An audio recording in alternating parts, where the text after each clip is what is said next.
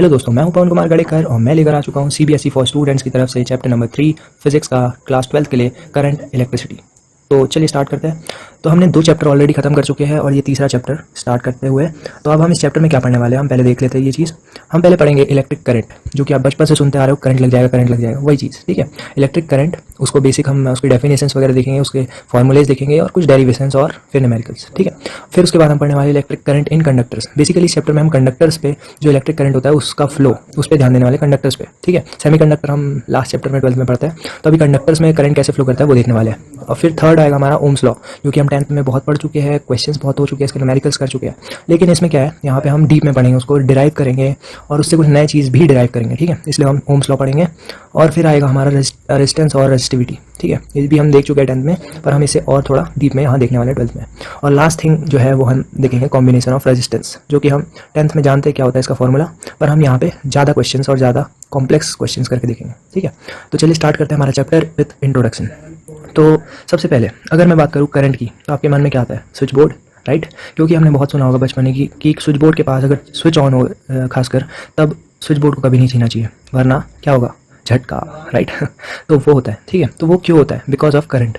अब हम उस चीज़ को हम पढ़ेंगे। आपने अक्सर सुना होगा कि करंट लग जाएगा, पास मत जाओ स्विच बोर्ड के, या उंगली मत डालो उसमें, बचपन में आपने बहुत सुना होगा। और हो सकता है आपको झटका भी लगाओ, कभी महसूस किया हो तो बताना, बहुत मज़ा आता है, ठीक है। तो ये जो करंट होता है वो लगता क्यों है, बेसिकली इसमें करंट होता क्यों है, और ये करंट क्या चीज़ है, क्या भला क्या है, ये चीज़ हम पढ़ने वाले हैं। अभी तो हम इंट्रोडक्शन देख रहे हैं, तो बेसिक उसके एप्लीकेशन देख रहे हैं। बैटरी में भी सेम कंडीशन होती है कि बैटरी के पास जाते ही हमें करंट लगता है, या छूते हैं उसको तो करंट लगता है, राइट। तो ये बैटरी में करंट आता कहाँ से है, इसमें फ्लो कैसे होता है, ये स्टोर कैसे करता है बेसिकली करंट को, वो देखते हैं। करंट वो एक चीज़ नहीं है, वो एक जब एक चीज़ अगर फ्लो हो रही है तो वो करंट बना देती है। वो चीज़ क्या है वो हम पढ़ रहे हैं आगे। और कंप्यूटर भी तब चलेगा जब करंट होगा, राइट, ठीक है। तो फैन भी वही चीज़ है, फैन को भी करंट लगेगा। तो ये सारी चीज़ करंट से चलने वाली एप्लीकेशन बता रहा हूँ। और ये जो पंखा है, फैन का छोटा भाई पंखा, ये भी करंट से ही चलेगा, ठीक है। तो ये सारी चीज़ें, एसी जो है ये इन दोनों का बड़ा भाई एसी, ये भी करंट को ही रिक्वायर्ड है, इसमें करंट ही रिक्वायर्ड है, ठीक है। और लैपटॉप जो कि सबका प्यारा होता है वो भी करंट से ही चलता है। तो ये जो चीज़ है वो बिना करंट के नहीं चलती। लेकिन हम आज तक कभी सोचा है करंट डीप में, कभी सोचा है कि करंट होता क्या है? तो यही चीज़ हम सारी चीज़ देखेंगे, और केवल करंट ही नहीं देखेंगे, हम करंट से रिलेटेड जो चीज़ें होती है वो चीज़ें हम पढ़ने वाले हैं, ठीक है।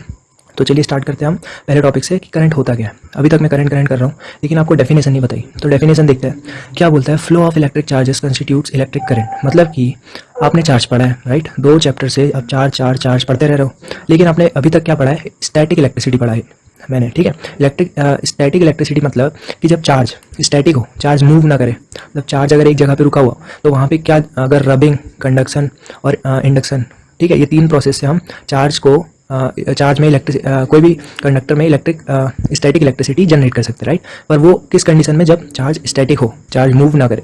लेकिन अब ये थर्ड चैप्टर में हम चार्ज को हमेशा मूव करवाएंगे, क्योंकि हम जब भी मूव करवाते हैं एक चार्ज को तो करंट जनरेट करता है। पर केवल एक चार्ज को नहीं, अगर बहुत सारे चार्ज हो, बहुत सारे सेम अमाउंट ऑफ चार्ज हो, मतलब बहुत सारे चार्ज है और वो एक पर्टिकुलर डायरेक्शन में ही मूव कर रहे हैं, मतलब एक ही डायरेक्शन है सभी का, और वो बहुत स्पीड से मूव कर रहे हैं, तो उस टाइम वो करंट जनरेट करते हैं, ठीक है। उसी को बोलते हैं करंट, क्योंकि यहाँ लिखा हुआ है flow of electric charge constitutes electric current. मैं ऐसा नहीं बोल रहा कि ये जो चार्ज है अलग अलग डायरेक्शन में फ्लो कर रहे हैं तब वो करंट जनरेट नहीं कर पाएंगे, ठीक है। रैंडम मोशन नहीं होना चाहिए। अगर सभी चार्जेस का एक ही मोशन है, ठीक है, एक ही डायरेक्शन में मोशन है सभी का, तब वो करंट जनरेट करते हैं, ठीक है। तो यही होता है करंट।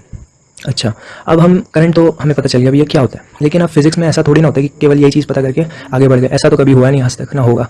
तो इसीलिए हमको उसको मेजर करना भी तो आना चाहिए ना। तो वो मेजर करने के लिए हमें सीखना है उसको कैसे मेजर करते हैं। तो चलिए स्टार्ट करते हैं, मेजरमेंट कैसे होता है। तो उससे पहले आप देख लीजिए करंट को डिनोट किससे करते हैं, ठीक है, क्योंकि फिजिक्स में क्वांटिटी को डिनोट करना आना चाहिए। तो करंट को हम बेसिकली कैपिटल आई से डिनोट करते हैं, और इसके ऐसा यूनिट भी देख लेते हैं। ऐसा यूनिट होती है एम्पियर। एम्पियर क्यों है? क्योंकि एक साइंटिस्ट था जिसने खोज की होगी, लेकिन इसको भी हम आगे देखने वाले हैं ऐसा क्यों, एम्पियर ही क्यों पड़ा, ठीक है, वो भी देखेंगे। तो ये बेसिकली एम्पियर का सिंबल होता है कैपिटल ए, और ये डिनोट किया जाता है करंट आई से, ऐसा यूनिट एम्पियर, याद रखिएगा, आगे काम आएगा, ठीक है। तो ये इसका मेजरमेंट कैसे करते हैं, अभी मैंने बताया। करंट क्या होता है? Rate of flow of charge per unit time, यही बताया मैंने। मतलब कि जितना ज़्यादा फ्लो होगा एक डायरेक्शन में चार्ज एक पर्टिकुलर टाइम पे या पर यूनिट टाइम, उसी को हम करंट बोलते हैं। तो मैं करंट की डेफिनेशन बोल सकता हूँ, I = dq/dt, ठीक है, ये होता है करंट। अच्छा, अब हम एक इसके थ्रू समझ लेते हैं, किसके? एक सर्किट के थ्रू, ठीक है, हमें और आसान पड़ेगा। अब देखो, अब हमने 10th में बहुत पढ़ा होगा battery, switches, bulbs. Bulb basically ऐसा नहीं दिखता, ऐसा दिखता है। मैंने बस उसको सिंपल बताने के लिए वो बना दिया था। ऐसा कुछ सिंबल होता होगा, आपने बहुत पढ़ा होगा, है ना। ये होता है बल्ब, ऐसा सिंबल, ठीक है, 10th में। और ये जब जल जाता है तो ऐसा ऐसा होता है। फिलहाल अभी तो स्विच ऑफ है इसलिए जलेगा नहीं, तो ऐसा नहीं होगा, ठीक है। तो ये अगर हमने सपोज स्विच ऑन कर दिया, स्विच ऑफ है अभी, स्विच ऑन कर दिया अब, तो क्या होगा, करंट मतलब इलेक्ट्रॉन का फ्लो होगा। अब आप जानते हो कि चार्जेस फ्लो करते हैं जब भी कोई अपने को स्विच मिल जाता है बैटरी में, बैटरी का कंप्लीट हो जाता है सर्किट, तो चार्जेस फ्लो करते हैं। चार्जेस कौन कौन से यहाँ पे, एक तो यहाँ पे पॉजिटिव चार्ज होगा, यहाँ से नेगेटिव चार्ज। ये बड़ा वाला डंडा पॉजिटिव कहलाता है, छोटा वाला डंडा नेगेटिव, ठीक है। तो ये पॉजिटिव यहाँ से निकलेंगे नेगेटिव, लेकिन पॉजिटिव निकलते क्यों नहीं, क्योंकि वो भारी होते हैं। प्रोटॉन जो होते हैं वो बहुत बड़ा होता है एज कम्पेयर टू इलेक्ट्रॉन। तो इसीलिए जो इलेक्ट्रॉन होता है वो फ्लो करता है कभी भी एक सर्किट में, प्रोटॉन कभी नहीं करता। तो जो इलेक्ट्रॉन होता है वो निकलेगा प्रोटॉन की ओर भागेगा, मतलब इधर इस तरफ भागेगा, इस तरफ से निकल के। तो ये इस तरफ इसकी कुछ डायरेक्शन होगी इलेक्ट्रॉन्स की, ठीक है। तो ये जो मैं बना रहा हूँ अभी डायरेक्शन, वो होगी डायरेक्शन ऑफ इलेक्ट्रॉन, ठीक है।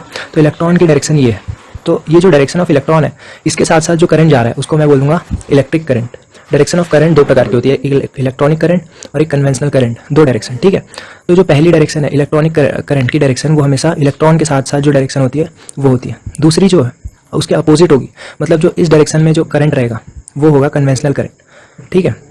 कन्वेंशनल करंट जो कि इलेक्ट्रॉन का जो फ्लो है उसके अपोजिट होता है, उसको कन्वेंशनल करंट बोलते हैं, ठीक है। तो ये याद रखो, जो इलेक्ट्रॉन का फ्लो है उसके फ्लो उसका जस्ट अपोजिट होगा कन्वेंशनल करंट, ठीक है। तो ये आपको याद रखना है। जब भी आपसे कोई भी सर्किट में पूछा करंट का डायरेक्शन बताओ, तो आपको देखना है कि इलेक्ट्रॉन किस तरफ फ्लो हो रहा है, उसका जो अपोजिट डायरेक्शन जो होगा वही आपका कन्वेंशनल करंट होगा। और हम ये जहाँ पे अपन ने देखा कि डायरेक्शन ऑफ करंट दो होता है, एक इलेक्ट्रॉनिक करंट, एक कन्वेंशनल करंट। तो हम रखते हैं कौन से, हम मतलब मानते कौन सा है, कौन सा मानते हैं, कन्वेंशनल करंट, क्योंकि इसका नाम ही बता रहा है कन्वेंस किया गया है, ठीक है। अब ये क्यों है ऐसा, यही वाला डायरेक्शन क्यों लिया जाता है, ये वाला क्यों नहीं लेते। अब वो तो उस जमाने में, जिस जमाने में इनकी खोज हुई होगी, उनके साइंटिस्ट से ही पूछना पड़ेगा। उन्होंने जैसे रख दिया था तो हम भी इतना जोर नहीं देते, हम भी मान लेते, ठीक है। तो ये जो डायरेक्शन होती है वही मानी जाती है ज़्यादातर कन्वेंशनल करंट वाली। तो अब हम डायरेक्शन जान चुके करंट की किस तरफ होती है, इलेक्ट्रॉन के अपोजिट डायरेक्शन में। करंट का डेफिनेशन जान लिया और फ्लो ऑफ चार्जेस उसका सिंबल जान लिया, ऐसा यूनिट जान ली, और फॉर्मूला भी हमें पता है। फॉर्मूला क्या होता है, I = dq/dt, राइट। तो ये सारी चीज़ें हमने देख ली। अच्छा चलो अब आगे बढ़ते हैं। आगे कह रहा है एम्पियर क्या होता है। अब बेसिकली एग्जाम है, बोर्ड एग्जाम, उसमें क्या क्या पूछते हैं, उसमें ज़्यादातर कभी कभी क्वेश्चन आ जाता है कि व्हाट इज़ 1 एम्पियर या फिर डिफाइन 1 एम्पियर। तो उस टाइम हमें इसका पता होना चाहिए। तो चलिए ये भी देख लेते हैं। तो 1 एम्पियर क्या होता है, 1 ampere is the current when the number of electron having 1 coulomb of charge pass a given point in 1 second is called 1 ampere. कुछ समझ में आया नहीं, तो चलिए मैं समझा देता हूँ सिंपल भाषा में। देखो क्या कह रहा है, हम सिंपल लेते हैं, पहले हम करंट की डेफिनेशन लिखते हैं। करंट क्या होता है, dq/dt, राइट। अब dq/dt से आपका क्या मतलब है, dq/dt से मतलब है कि जो चार्ज है फ्लो हो रहा है एक पर्टिकुलर शॉर्ट टाइम में, टी टाइम में, उस चार्ज के फ्लो होने से जो करंट हो रहा है उसी को हम बोलते हैं करंट, ठीक है। मतलब एक चार्ज जब फ्लो होता है पर्टिकुलर टाइम में एक पॉइंट से, तो वहाँ पे हम बोलते हैं कि कुछ करंट जनरेट हो रहा है, सिंपल। अच्छा, अब करंट की जो ऐसा यूनिट है वो क्या होती है, एम्पियर। और ये 1 एम्पियर कब होगी, जब हम बोलेंगे 1 कूलम ऑफ चार्ज 1 सेकेंड में फ्लो हो रहा है, राइट। तो हमने बता दी 1 एम्पियर की डेफिनेशन। अब इसको लिख दो, यही भाषा में लिख दो। क्या बोलेंगे कि जब एक एम्पियर तब वो करंट होगा जबकि 1 कूलम का चार्ज, ठीक है, या फिर 1 कूलम के चार्जेस मिलके एक पर्टिकुलर पॉइंट से 1 सेकेंड के अंदर गुजर रहे हैं, ठीक है। तो उसको हम वहाँ वो जो पॉइंट है उस पर 1 एम्पियर का करंट जनरेट हमने देख लिया। अब हमें पता हो गया 1 एम्पियर हमने देख लिया। अब हम देखते हैं what initiate the charge flow.